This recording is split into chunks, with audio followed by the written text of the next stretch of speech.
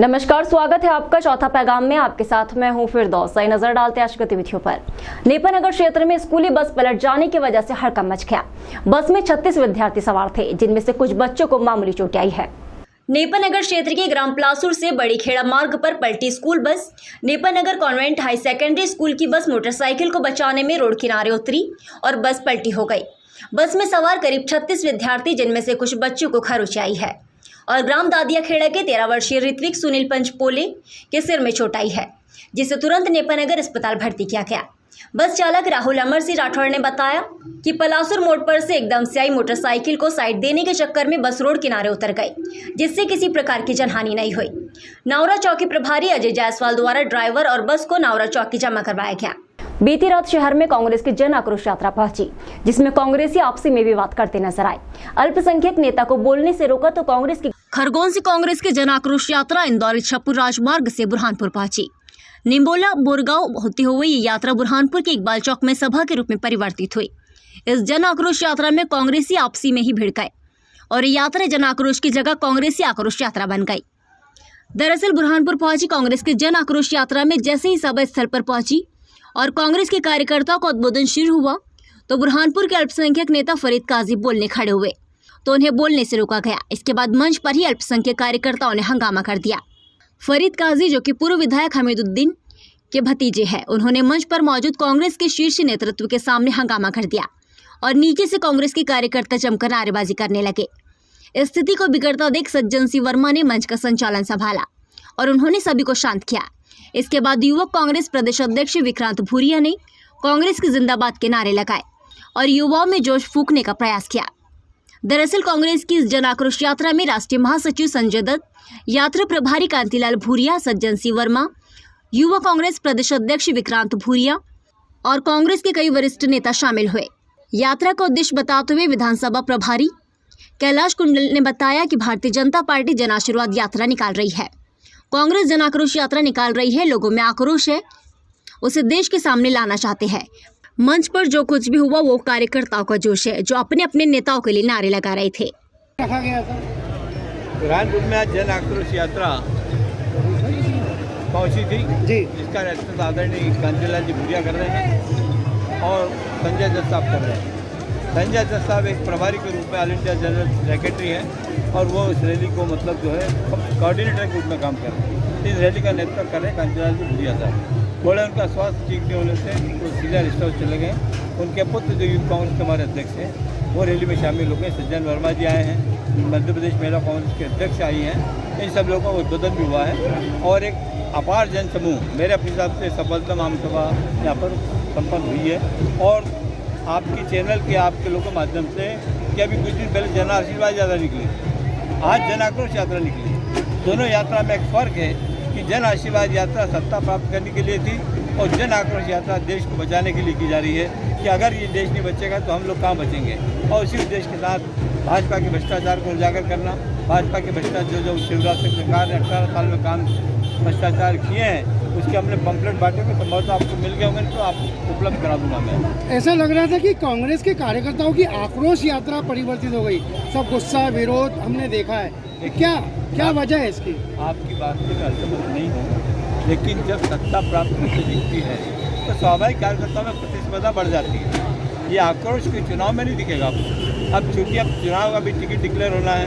बहुत सारे उम्मीदवार हैं, कहीं कोई के नारे लगा रहा है, कहीं कोई नारे लगा रहा है, लेकिन कुल मिला जुला के कांग्रेस एकजुट है और सब मिलकर चुनाव लड़ेंगे और बुरहानपुर से अपना विधायक बनाएंगे। सर, सार्वजनिक मंच पर जिस तरीके से जो वरिष्ठ नेता आए थे वो बिल्कुल रैली का समापन से पहले निकल गए, इसमें कहीं ना कहीं पूरा तरीके से जो मैनेजमेंट है या आपके नेताओं में एकजुटता नहीं है? नहीं, नेताओं में एकजुटता तो नहीं क्या है। वो सुबह से निकला 8 बजे और उनको वहाँ से हम चला के लिया पैदल यहाँ तक, तो कहीं ना कहीं कहीं ना कहीं थकान भी हो सकती है और कहीं ना कहीं हो सकता है कि मन में अच्छी बात दुखी हो, इसलिए लेकिन कोई नाराज होकर मन से उतर गया ऐसी बात नहीं है मेरे अपने मत से। तो अब वो अगर सब लोग यहीं पर आप चाहें तो उससे पूछ लीजिएगा कि साहब आप मंच को पहले चले गए, उनका जवाब मैं नहीं दे पाऊँगा कि क्यों गए मैसेज। ठीक है। शहर में पीडब्ल्यूडी विभाग सड़कों का बिना डामर के मुरुम डालकर पेचवर्क कर रहा है, जो कुछ ही दिनों में निकल जाएगा और फिर मार्ग जैसा कि वैसा हो जाएगा। इंदौर इच्छापुर हाईवे से लेकर शहर के अंदरूनी मार्गों तक लोगों को चलना चुनौती भरा हो गया है। शनिवार से जयस्तंभ, सिंधी बस्ती, लालबाग रोड और इंदौर इच्छापुर हाईवे, इन सभी सड़कों का एक ही हाल है और सब बेहाल है। सड़कें जर्जर हो चली है। नगर निगम, पीडब्ल्यूडी विभाग या जिला प्रशासन कोई ध्यान नहीं दे रहा है। शहर में अभी तीज त्योहार का दौर चल रहा है, उसके बावजूद भी अनदेखी की जा रही है।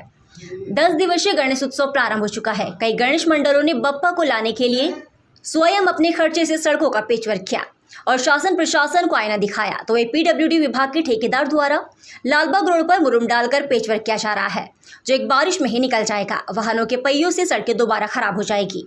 बिना डामर के पेचवर्क करना कहाँ की समझदारी है, ये समझ से परे है।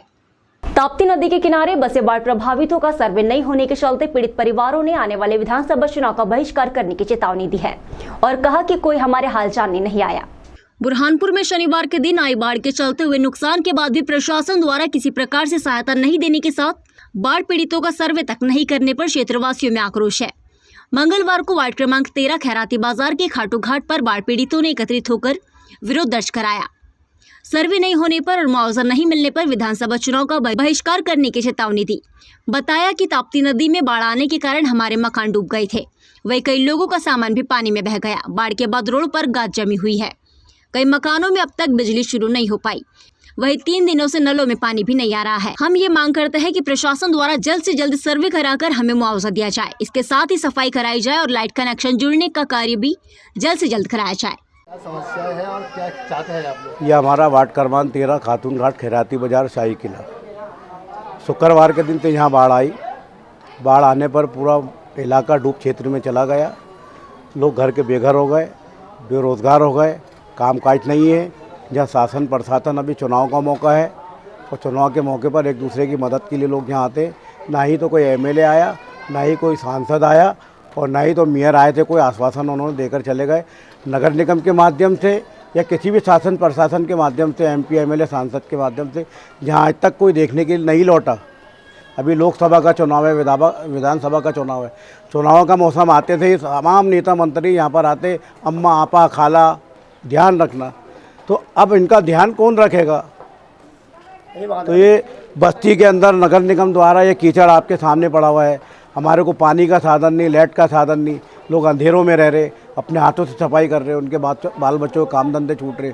ना कोई खाना है, ना पानी है, ना चाय है और ना ही तो लाइट है। तो आखिर शासन प्रशासन के लोगों का काम है कि जैसे हम इंसान हैं, आदमी रो रहा है तो रोने वाले के आंसू कोई ना कोई पहुँचता है। अगर कोई मर जाता है तो लोग उसको कांधा लगाने के लिए जाते। तो क्या हमारे इलाके के, हमारे एमपी के, हमारे क्षेत्र के सांसद विधायक इस लायक हो गए कि वो घरों से निकलकर गरीबों की फरियाद तक नहीं सुनते?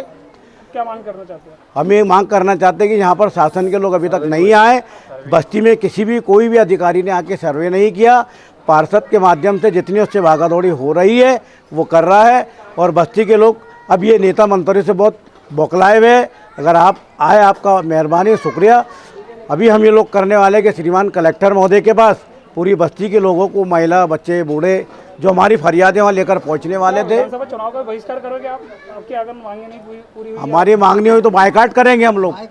जब तक के हमारे मोहल्ले की मांगे पूरी नहीं होगी, कोई भी बंदा या कोई भी बंदी यहाँ से वोट डालने नहीं जाएगी। क्या नाम है आपका? मेरा नाम है निसार अहमद कादरी। मैं इस बस्ती का 30 साल पुराना खादिम हूँ, खिदमत गुजार हूँ।